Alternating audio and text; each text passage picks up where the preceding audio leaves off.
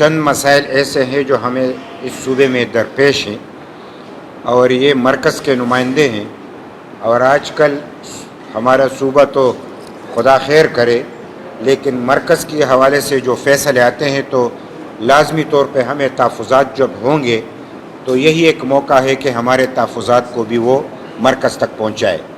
ایک تو یہ کہ آپریشن استحکام پاکستان کے حوالے سے جو فیصلہ ہوا، ہمیں ان پہ شدید تحفظات ہیں۔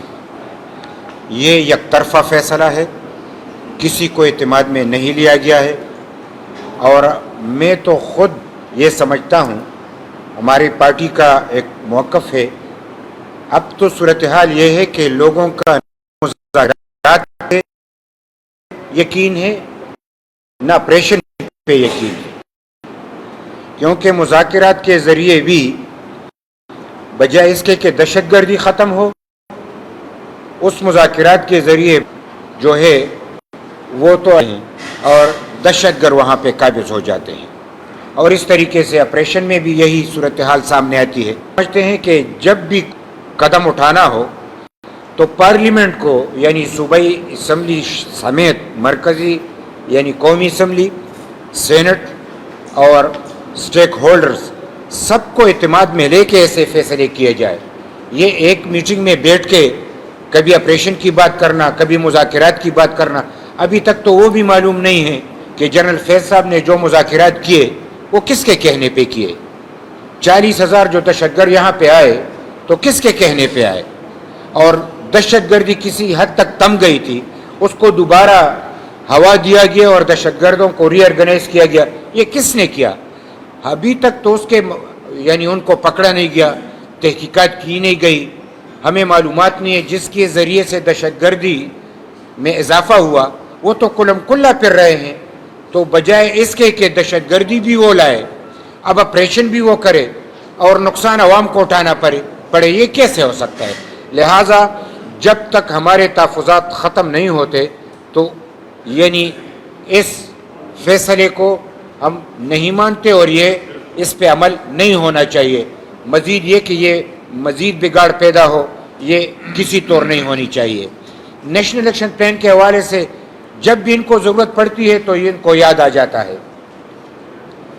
20 نکاتی ایجنڈا ہے جو کہ ہمیں آرمی پبلک اسکول کے بچوں کی خون کی مرہونی منت ہے کہ ہمیں ملا، اور اس میں سے صرف ایک نقطے پہ انہوں نے عمل کیا، اگر آپ کو یاد ہو، وہ بھی فوجی جو ہمارے عدالتیں تھی اس کے حوالے سے عمل ہوا، باقی 19 نکات پہ کوئی عمل نہیں ہوا۔ تو کیا ایک نقطہ اس میں تھا؟ 19 نکات نہیں تھے، تو اس پہ آج تک عمل کیوں نہیں ہوا؟ یہ بھی ہمیں اعتماد میں لیا جائے۔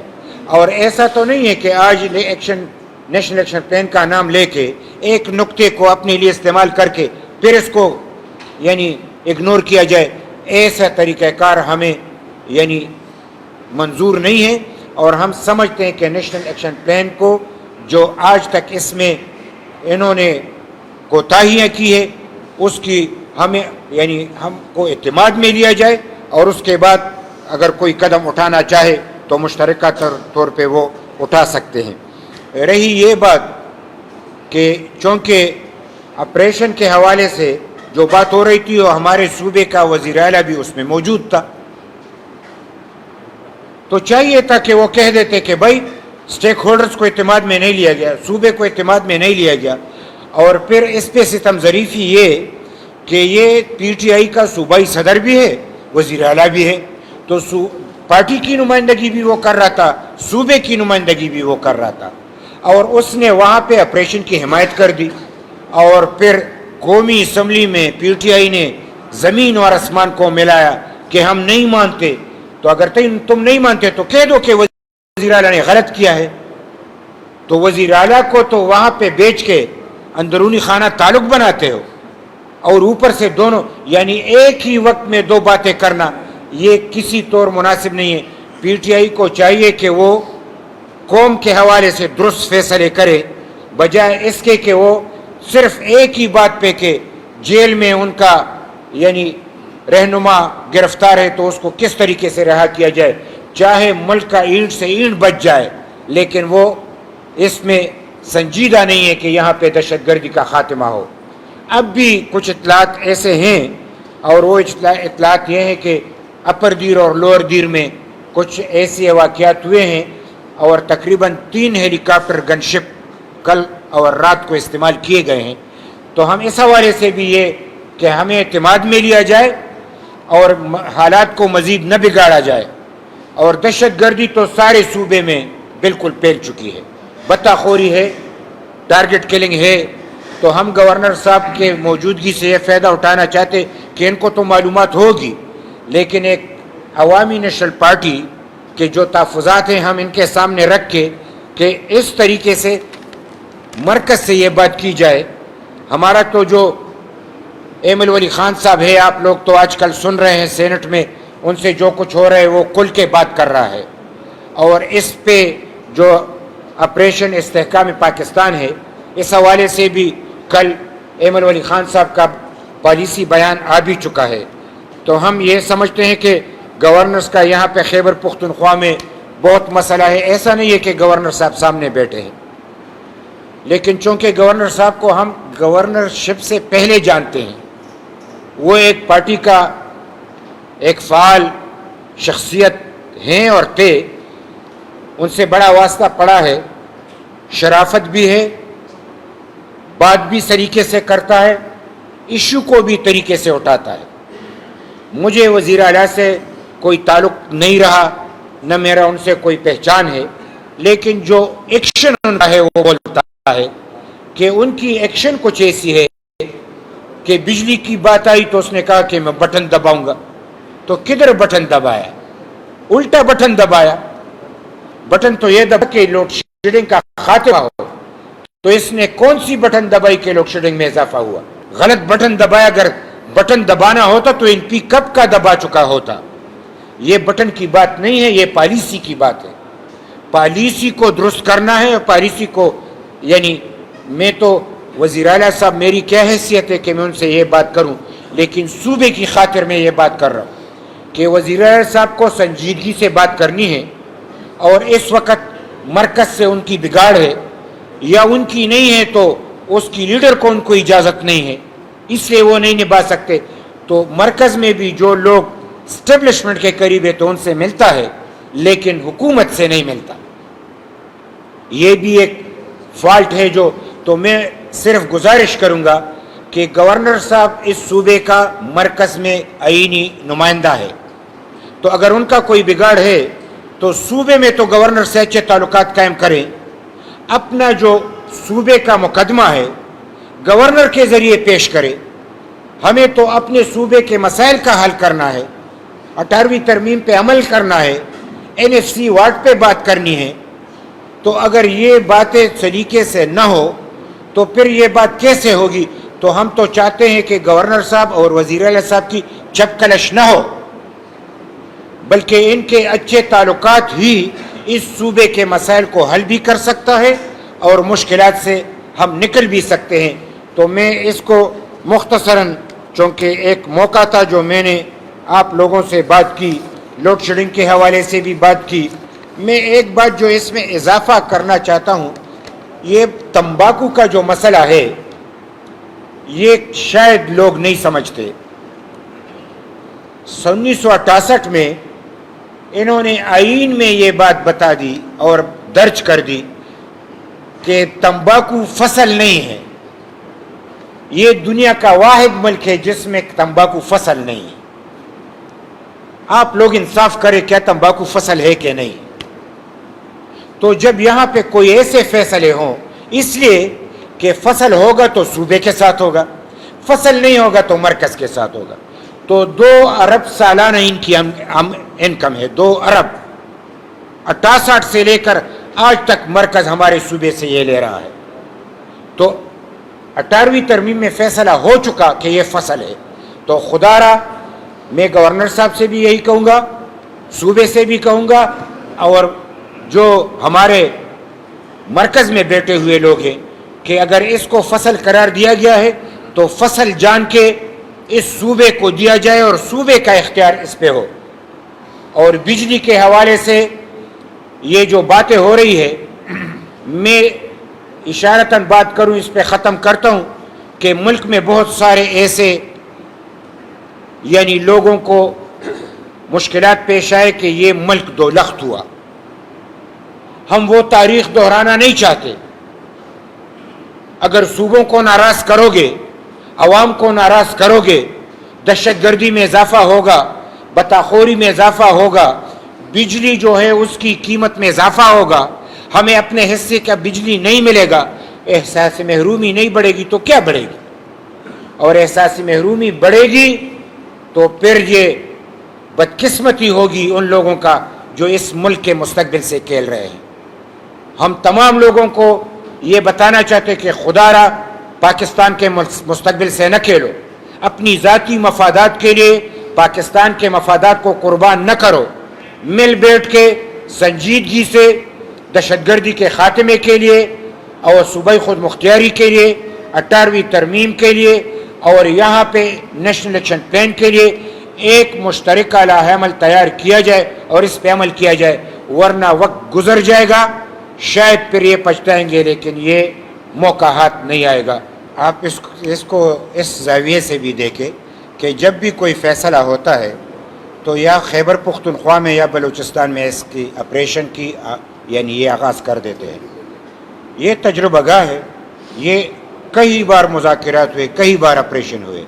کوئی تو عوامی نیشنل پارٹی اور پیپلز پارٹی کے دور میں جو مذاکرات ہوئے وہ کیوں کامیاب ہوئے اور جو آپریشن ہوا کیوں کامیاب ہوا اس کو دیکھیں. انہوں نے ہزاروں یعنی آپریشن کے کامیاب کیوں نہیں ہو رہے؟ انہوں نے مذاکرات کیوں کامیاب نہیں ہو رہے؟ ایک تو سب سے بنیادی نقطہ آپ ساتھیوں سے شیئر کرنا ہے کہ اس کی جڑیں جو ہے وہ پنجاب میں ہیں. یہ جو دہشت گردوں کے ماسٹر مائنڈ جو ہے وہ پنجاب میں ہے.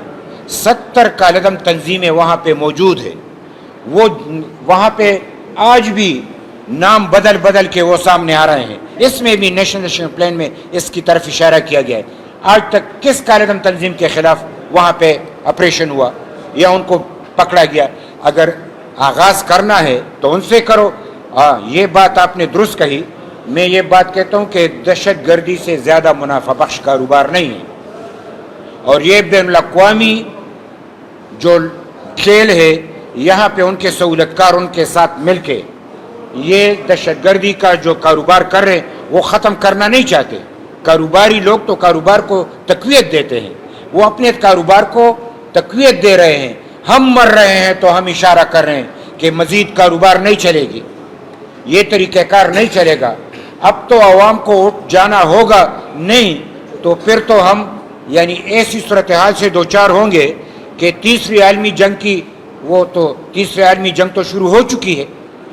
وہ تو یعنی جو اسرائیل ہے اور ایران ہے اور وہاں پہ فلسطین کے حوالے سے جو بازار گرم ہے وہ تو تیسری عالمی جنگ تو شروع ہے. اگر یہ دہشت گردی بھی ہے اور پھر دہشت گردی کا یہ میدان بھی ہو اور پھر عالمی جنگ کا بھی یہ میدان ہو تو ہم کہاں جائیں گے؟ تباہی تو ہمارے سامنے ہے، اور یہ ہفتوں اور مہینوں کی بات ہے، یہ سالوں کی بات نہیں ہے. لہٰذا ہمیں سنجیدگی سے غور کرنا چاہیے کہ ہمیں اس طریقہ کار کو ترک کرنا چاہیے. ہمیں تمام پڑوسیوں سے اچھے تعلقات قائم رکھنے چاہیے. دہشت گردی کے خاتمے کے لیے جامع پروگرام ہو اور تمام سٹیک ہولڈرز کو جو میں نے کہا اعتماد میں لے نہ لے تو تب تک وہ کوئی قدم نہ اٹھائے. ہاں جو وقت کے ساتھ جو انفارمیشن آتے ہیں اور جو کام ہوتا ہے وہ تو جاری ہے، لیکن جو منظم طریقے سے یہ آغاز کر رہے ہیں تو پارلیمنٹ کو اعتماد میں لینا چاہیے، سٹیک ہولڈرز کو اعتماد میں لینا چاہیے اور سینٹ کو اعتماد میں لینا چاہیے. اس کے بعد اگر وہ متفقہ طور پہ کوئی کارروائی آگے لے کے جائے تو اس کا کچھ فائدہ ہوگا. اے پی سی تو ہماری مرکزی پارٹی نے اعلان بھی کیا ہے اور ایمل ولی خان صاحب خود پریس کانفرنس میں یہاں پہ بات کر بھی چکے ہیں، اور جب ہم بلائیں گے تو تمام سیاسی پارٹیوں کو بلائیں گے نام لیے بغیر. جب تمام ہے تو اس میں کوئی اسپیشلٹی نہیں ہے کہ کسی ایک کا نام لیا جائے. تمام جب آل پارٹیز کانفرنس ہوگی تو تمام پارٹیوں کی ہوگی، کوئی آئے تو آئے، نہ آئے تو نہ آئے. وہ تو ایمل ولی خان صاحب وضاحت کر چکے ہیں، اور وہ کب بلاتے ہیں، کیسے بلاتے ہیں، اسلام آباد میں بلاتے ہیں، یہاں بلاتے ہیں، لیکن انہوں نے اس کا اعلان کیا ہے. ہمارا رد عمل تو واضح ہے. جب ہم کہہ رہے ہیں کہ یہ اس پہ عمل نہ کیا جائے عمل کریں گے تو ہم تو مخالفت کریں گے. نہیں، یہ تو آپ کے سوال کے جواب میں تو پالیسی نہیں دے سکتا، وہ تو مل بیٹھ کے پالیسی بنائیں گے. میں ایک بات یہ بتا دوں، یہ سوات کے حوالے سے بات ہوئی تو مجبوری ہے کہ میں وضاحت کروں.